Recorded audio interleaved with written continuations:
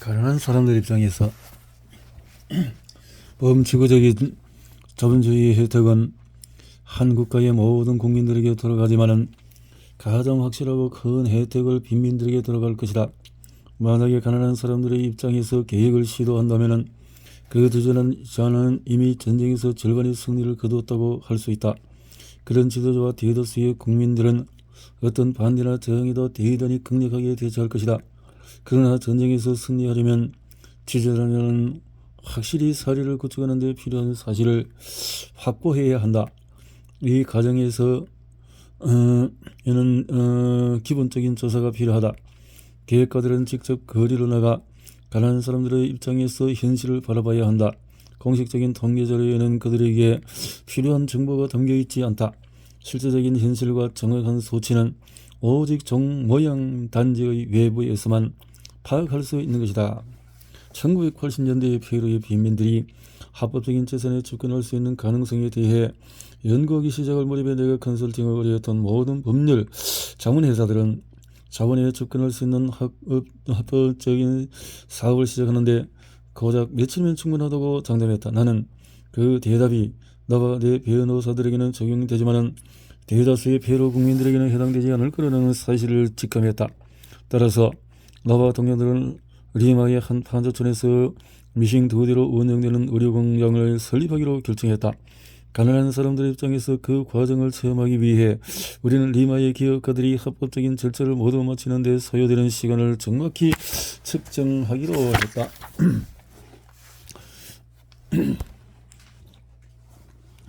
우리는 하루에 6시간씩 투자한다 해도 합법적인 승인을 받기까지는 무려 300년 이상의 시간이 소요된다는 사실을 발견했다. 물론 그 비용도 만만치 않았다. 직원의 한 달 임금보다도 32배나 많은 금액이 지출되었다. 우리는 불법적인 거주시에서 생활하는 사람이 합법적인 주택의 소유권을 얻기 위해서 소요되는 기간을 조사하기 위해 유사한 실험을 시도했다. 어처구니 없게도 그저 리마의 시민권을 취득하는 데만도 무려 728단계의 절차를 거쳐야 했다. 이런 현실은 애초에 짐작에 확신을 더해 주었다. 앞서 법률 자문회사에서 대답했던 것처럼 기존의 자료는 대부분 이미 종모형 단지의 내부에 머물고 있는 사람들의 이익을 반영하는 것이었다. 종모형 단지를 오직 그 외부에서만 볼 수 있는 것도 바로 이런 이유 때문이다. 오직 가난한 사람들의 시각을 통해서만 볼 수 있는 것이다.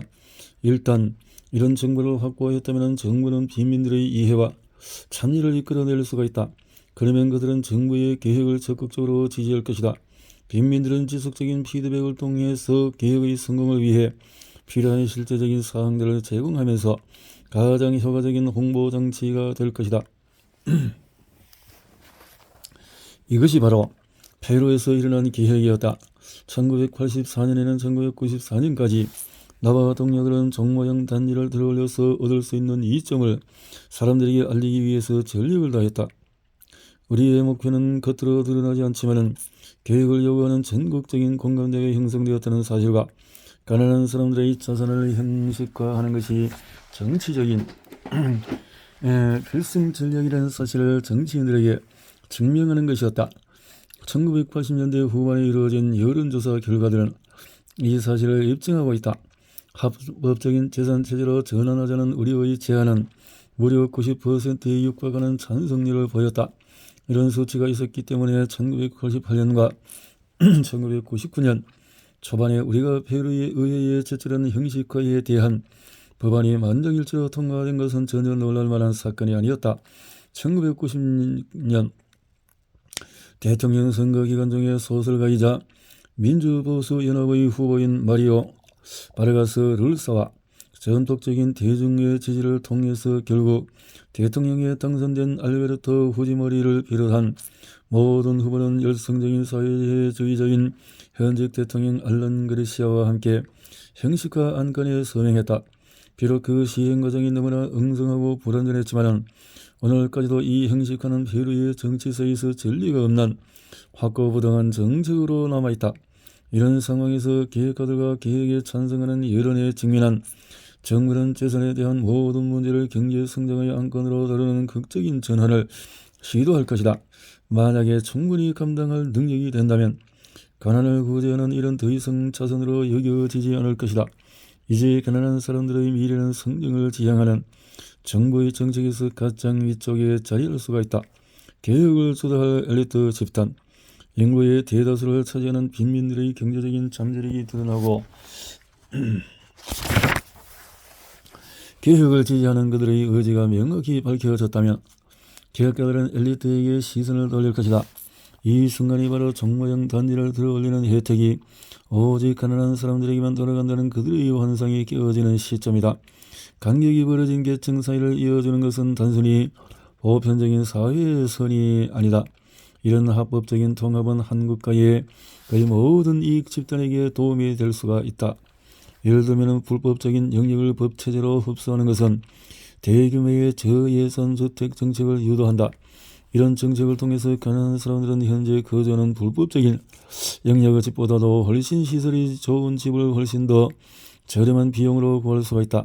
혼란스러운 불법적인 영역의 집을 짓는 것은 먼저 신발부터 신고 나중에 신발을 신는 것과 마찬가지다. 농촌 출신의 새로운 이주민 대도시 외곽지대의 빈민촌에 집을 짓는데 필요한 목록에 대해서 생각해봐라. 먼저 그는 단순히 집을 지을 장소가 아닌 가족과 함께 점유할 토지를 물색해야 한다. 그런 토지를 찾았다면 집, 진흙, 벽돌, 합판, 철판, 양철통 등으로 텐트나 오두막을 짓고 물리적인 권리를 주장해야 한다. 일단 이런 거주민들이 자신들의 자산을 보호할 수 있는 조직을 이루거나 지역 행정당국이 그들의 처지를 안타깝게 여겨서 복지정책을 시행한다면 그들은 도로와 상수도, 전기, 오물 처리 시설을 유치할 수가 있다. 그러나 이런 시설을 유치하려면 일부 집들이 철거되는 희생을 감수해야 한다. 여러 해 동안 이런 건축과 재건축이 반복되기를 거듭한 후에야 비로소 그들은 편안한 생활을 영위할 수가 있었다. 서구에서 집을 짓는 일은 어렵지 않은 것이다. 위험부담도 적고 비용도 저렴하며 가치가 손실될 가능성도 훨씬 적다. 서구에서 집을 지으려는 사람은 언제나 토지에 대한 소유권을 보유하고 있기 때문에 기반이 시설을 유치할 수 있는 권한을 보장받는다. 만약에 집을 매각하려 한다면 그는 금여자의 기호에 맞게 집을 개조하고 보수한다. 그 집에 이사오는 새로운 구매자는 아마도 대부분의 구매자금을 은행에서 대출받았을 것이다. 합법적인 체제 아래에서 책임을 갖는 주체가 되면서 빈민들은 저예산 주택 정책을 통해서 건설된 집을 구입할 수 있는 능력을 지닌다. 결국 혼란스러운 불법적인 영역에서 벗어날 수 있는 것이다. 그러면 엘리트들은 그에 따른 보상을 받을 것이다. 건축업자와 건축자재 제조업체들을 비롯해 은행과 건조 등 설정 회사, 소유권 대행업체, 보험회사들은 자신들의 시장이 확장되는 것을 발견했다.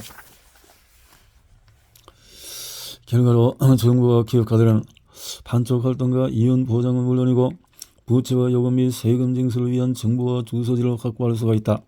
더불어 합법적인 재산 체계는 보건, 교육, 세금, 사정, 환경, 계획에 대한 투자 결정에 활용할 수 있는 데이터베이스를 제공한다. 합법적인 재산의 보편화는 도시 빈민들이 증가하는 현상으로 인해서 발생한 만성적이고 가장 큰 불만, 이를테면 더 많은 법과 질서에 대한 필요 따위를 해결할 수 있는 방법을 제시한다. 시장경제에서 시민사회는 절대 아무런 이유도 없이 변형하지 않는다. 재산가는 법에 대한 존중심을 유발한다. 저명한 역사학자 리처드 파이퍼스는 러시아 혁명에 대해서 다른 자신의 저서에 이렇게 지적했다. 사유재산은 사회적인 정치적인 통합을 위한 가장 중요한 제도임이 분명하다. 재산에 대한 소유권은 정치적 법적 질서에 대한 헌신을 이끌어내는데 특히 법적 질서는 재산권을 보장한다. 재산권은 국민들에게 공동주권을 부여한다. 따라서 재산은 대중에게 법에 대해 존중과 현상 여지에 대한 관심을 유도하기 위한 중요한 수단이다. 역사적으로 재산, 특히 토지와 주택의 폭넓은 분배를 시도한 사회는 더 보수적이고 더 안정된 성향을 나타냈고 그만큼 격변에도 신속하게 회복하는 모습을 보였다. 자신들의 토지와 사업에 대한 합법적인 승인을 받으면서 빈민층도 다른 사람들의 재산을 더욱 존중하기 시작했다. 지속적으로 갱신되는 합법적인 재산 기록은 경찰에게도 치안에 필요한 정보를 제공한다. 개발도상국들과 과거 사회주의 국가들에서 범법자들의 가장 두드러진 특성은 공식적인 주소지가 없다는 것이다. 합법적인 재산을 보유한 사람들은 불법적인 행동을 자제하는 성향이 있다. 사람들이 재산을 점점 더 작은 규모로 분할하는 경우에 여러 세대를 거친 상속자들은 더 이상 가족의 토지를 분할할 수 없기 때문에 다른 토지를 물건으로 증거할 가능성이 커진다. 또한 자신의 재산을 입증할 수 없을 경우에 사람들은 관공서에 뇌물을 상납하거나 이웃에게 도움을 청해 법의 허점을 파고든다. 더욱이 강제력을 발휘할 수 있는 법이 존재하지 않는 경우에는 갱단이나 테러 집단을 끌어들이기까지 한다. 나와 동료들은 합법적인 소유권 캠페인을 전개해 토지 징벌이나 몰수의 위협에 대한 보호 수단으로 테러 집단을 대신할 엘리트를 선발했다. 재산은 마약의 유통을 방지할 수 있는 합법적인 대안을 제시한다.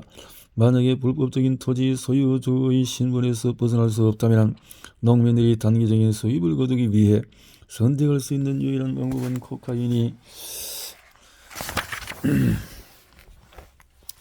대마초 등 마약 작물을 재배하는 것뿐이다.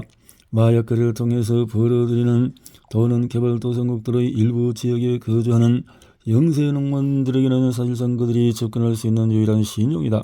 그들의 재산 교약은 합법적인 체제가 아니기 때문에 사법당국은 도저히 그들을 찾아낼 수 없으며 대체 작물을 재배하도록 협상하려고도 하지 않는다.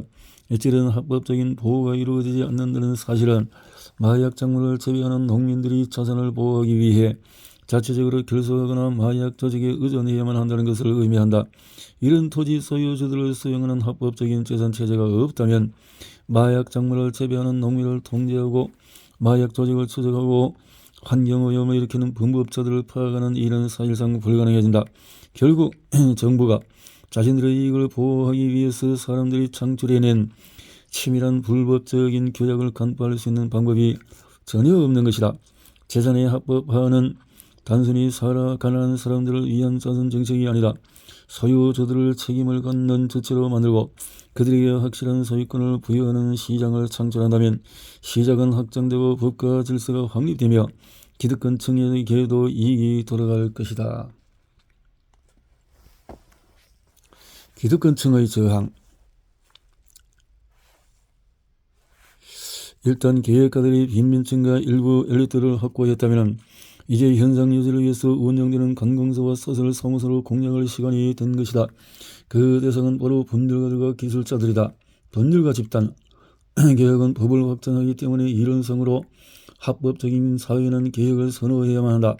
그러나 개발도상 국가들과 과거 사회주의 국가들에서 대부분의 법률가들은 법을 확장하지 말고 가능한 한 법을 유지하도록 교육받는다. 법률가는 재산과 관련된 대부분의 사업에 관여하는 직업이다. 그들은 정보기관의 요직에 앉아서 중요한 결정에 거부권을 행사한다. 테러 집단을 제외하면 법률가들은 자본주의 평정을 억제할 수 있는 최적의 위치에 서 있었다. 그러나 테러 집단과 달리 법률가들은 그런 억제를 합법적으로 시행할 수 있는 방법을 알고 있었다.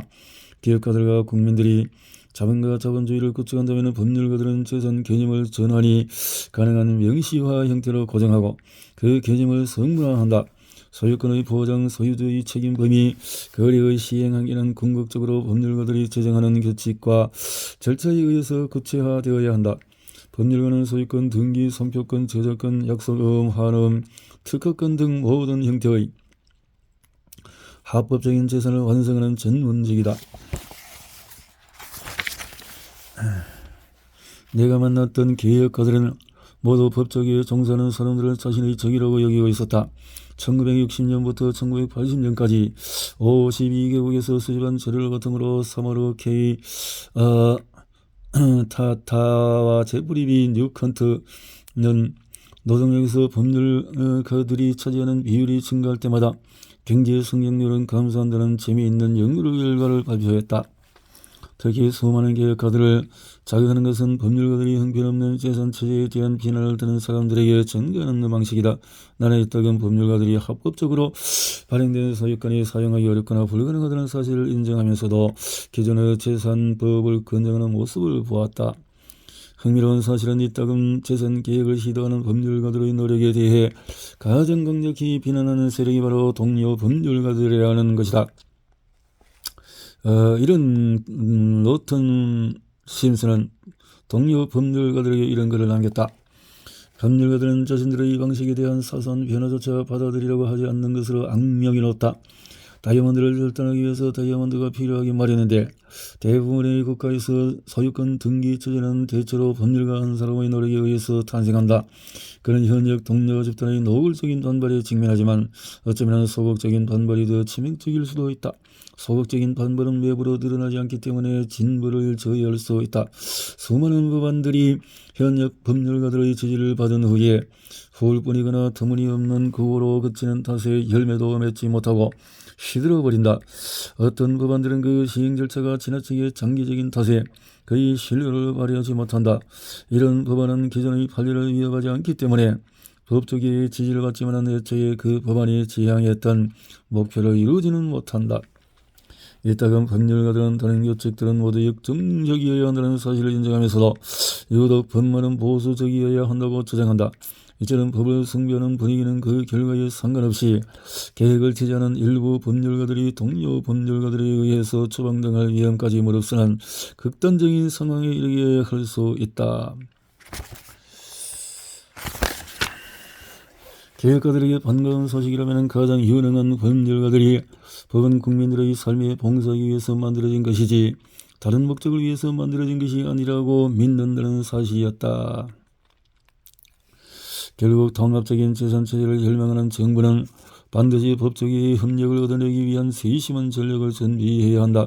가장 중요한 사항은 법률가를 제대로 선택해야 한다는 것이다. 교란술적으로 정치인들을 무력하게 만드는 데 능숙한 법률가들을 피하면서 비록 체제에 대한 반발일지라도 변화를 위한 합법적인 형태를 제시하는 법률가들을 찾기 위해서는 현명하고 노련한 지도자가 필요하다.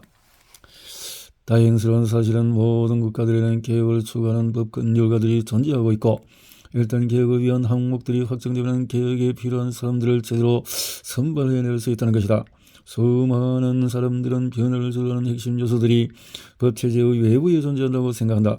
내가 방문했던 모든 국가들에서 나는 불법적인 영역과 아주 친숙한 정부의 법률가들이 합법적인 체제와 불법적인 개혁의 조화를 이룰 수 있는 방법을 찾기 위해서 노력하는 모습을 발견했다. 일부 법학자들도 합법적인 법과 불법적인 법이 동시에 운영되고 있다는 사실을 잘 알고 있었다. 그러나 이런 그들의 노력은 정부의 고위층에게 거의 인식되지 않으며 그들의 존재도 외부로 드러나지 않는다. 실제로 이 두 가지 법이 공존한다는 사실을 알리며 개혁을 추구하는 법률가들은 정책 결정 과정에서 밀려나고 말았다. 현상 유지에 집착하는 성향을 깨뜨리고 재산을 형식화하기 위한 국가적인 정책을 시행하려면 정치 지도자는 반드시 이런 사람들을 선발해야 한다. 그러나 이 선발 작업은 순식간에 이루어지지 않는다. 법률가들은 세심한 선질적인 유기적인 조직을 구성해야 하기 때문이다. 그들은 선두에 나서며 동료 법률가들에게 개혁의 사례를 보여줄 것이다. 기존의 체제라는 거대한 공룡을 쓰러뜨리고 모든 국민에게 개방된 합법적인 통합 재산체제를 구축하는 일이 자신들과 국가의 미래에 중요하다는 사실을 납득시켜주는 사람이 바로 그들이다. 보수적인 기술자 집단과 관료주의. 또 다음에